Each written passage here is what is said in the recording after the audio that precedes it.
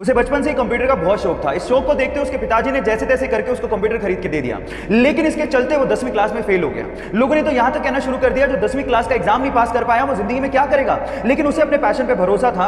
एक दिन ethical hacking का उसने सेमिनार लिया और उसने डिसाइड कर लिया कि मैं एथिकल हैकिंग में अपना भविष्य बनाऊंगा।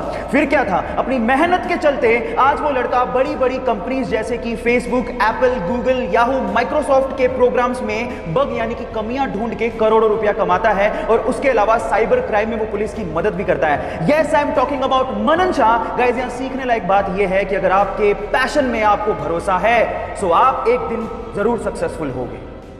गाइस, अगर आप लोग जॉब इंटरव्यू के लिए जा रहे हैं तो इंटरव्यू से रिलेटेड इन दो बातों का जानना आप लोगों के लिए बेहद जरूरी है। पहली बात, गाइस, जब भी हम लोग जॉब इंटरव्यू की तैयारी करते हैं तो हम लोग अपने सीवी या रिज्यूम को लेकर बहुत ज्यादा टेंशन में रहते हैं। हम लोग ये सोचते रहते हैं कि उन दो पन्नों में हमने अपने आप को अच्छे से रिप्रेजेंट किया कि नहीं। लेकिन मैं आपकी जानकारी के लिए आपको बता दूं कि इंटरव्यूअर आपके उन दो पेजों को यानी कि आपके सीवी को 5 से 6 सेकंड से ज्यादा देखता तक नहीं है। इसलिए रिज्यूम की इतनी ज्यादा टेंशन लेना बंद कर दीजिए। नंबर 2, किसी कंपनी में किसी जॉब प्रोफाइल के लिए जितने भी रिज्यूम्स आते हैं उसमें से 76% रिज्यूम्स सिर्फ इसलिए रिजेक्ट कर दिए जाते हैं क्योंकि उनमें अनप्रोफेशनल ईमेल आईडी लिखी हुई होती है। सो गाइस, मेरा यह मानना है कि आप अपने रिज्यूम से ज्यादा अपनी अनप्रोफेशनल ईमेल आईडी पे ध्यान देंगे तो शायद आपका काम बन जाए। गाइस, जब भी आप लाइफ में अकेला फील करते हो तो आपको आपकी मां की याद जरूर आती है। लेकिन तब क्या हो जब आपकी मां आपके साथ हुई नहीं। देखिए, तो इंडिया का तो मुझे पता नहीं, लेकिन यूएस के ब्रुकलिन में इस सिचुएशन में आप लोग एक मां रेंट पर ले सकते हो। जी हां, आप ठीक सुन रहे हो। यूएस के ब्रुकलिन की एक रेजिडेंट है जिनका नाम है नीना बैनली। उनकी उम्र 63 साल है और उन्होंने एक नया बिजनेस शुरू किया है जिसका नाम है नीड अ मोम। एक सोशल कोज है और साथ में बिजनेस भी है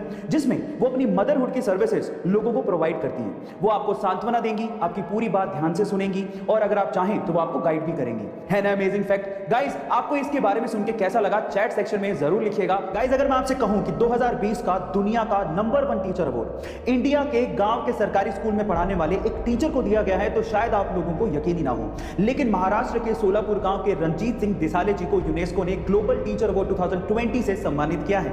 140 देशों के 12,000 टीचर्स को पीछे छोड़ते हुए रंजीत सिंह दिसाले जी ने $1 मिलियन के इनामी राशि वाले इस प्राइज को अपने नाम किया और घोषणा होते ही आधी इनामी राशि बाकी बचे हुए टॉप 10 टीचर्स में डोनेट भी कर दी। टेक्नोलॉजी को एजुकेशन के साथ जोड़कर रंजीत सिंह दिसाले जी ने खाली पड़े हुए गांव के स्कूल में जान भर दी और इसीलिए उन्हें यह अवार्ड से सम्मानित किया गया। तो आज रंजीत सिंह दिसाले जी के लिए एक लाइक तो बनता है। गाइस, ऐसे ही इंटरेस्टिंग फैक्ट्स देखने के लिए YouTube पे हमारे चैनल को सब्सक्राइब कर लीजिए। और अगर कैंसर एक बहुत ही खतरनाक बीमारी है पर अगर इसका इनिशियल स्टेज में ही पता लगाया जा सके तो इसके खतरे को कम किया जा सकता है। लेकिन सवाल यह है कि आम इंसान तो रेगुलर चेकअप के लिए जाता ही नहीं है, तो फिर इनिशियल स्टेज में कैंसर का पता कैसे लगेगा।